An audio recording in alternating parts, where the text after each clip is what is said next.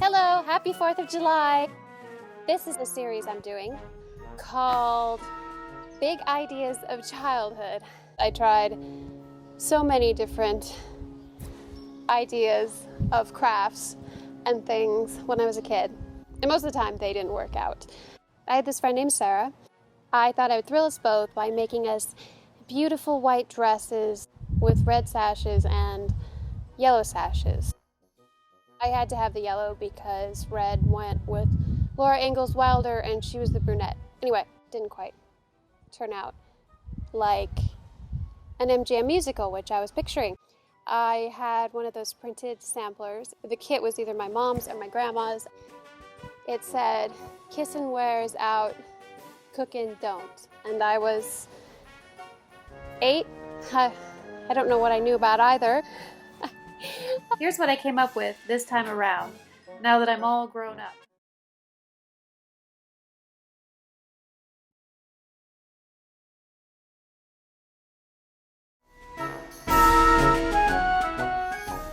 I did some stars along the bottom here.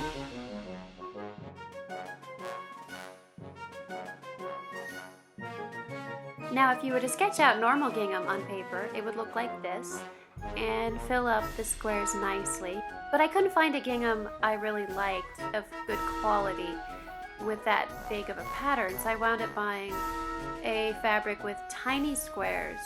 So I actually had 9 squares creating one large square. So to draw that on paper, I had to put 3 lines per row and 9 squares per square. For the first row, I put 2 red stripes down either side. For the second row, I put 1 red stripe down the middle. So each row had 3 stripes, but they're alternating. And then the same going across, 2 red with white in the middle, and then red down the middle of 2 white rows.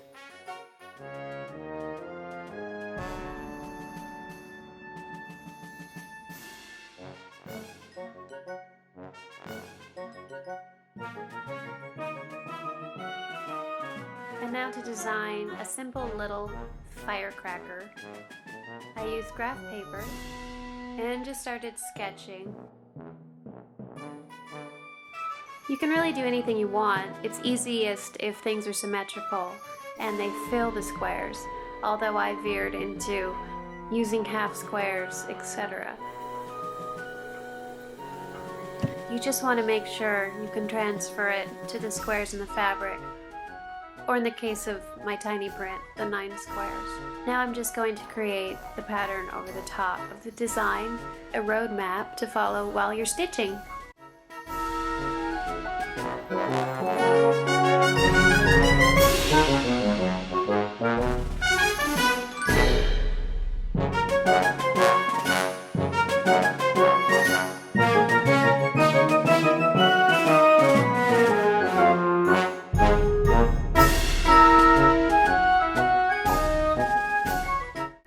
You can do your pattern and then put the design on top, as seen here, but I found it wildly frustrating and hard to see. You can also use cookie cutters and then trace around them on your graph paper and then fill them in with your pattern, whatever pattern you come up with. Now I know you're thinking, why didn't you just use a disappearing ink pen? And I would, but the only one I had actually wound up staining some really nice linen I had embroidered. If anyone knows of a better ink pen, better disappearing ink pen. So now let's stitch. I created a star that has the outline of a square to keep things easier.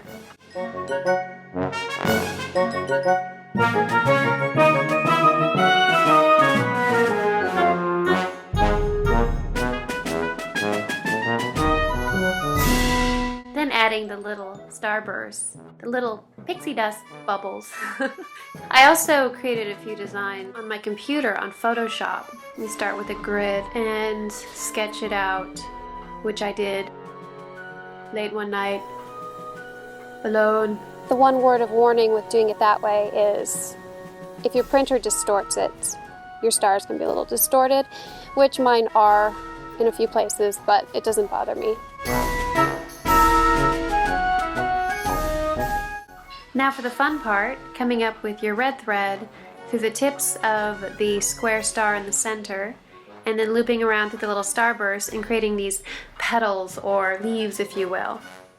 Now if you'd like to see a photograph of this design and the other 8 designs I did on the skirt, there's photographs of them on the blog. Now trust me, this was a learning process, and I wound up ripping out almost as many stitches as I kept. I would go on and finish half a star and then realize I was wrong. A whole half a day I've been going the wrong direction, a whole half a day! And there's our little kapoom bow. Pow. I really like the way my skirt turned out. It was really fun to make, and you could certainly customize this general dirndl skirt with ribbon and embroidery idea for any holiday. Pastels for Easter, red and green for Christmas. Happy 4th of July, everybody. Thanks for watching. Talk to you soon.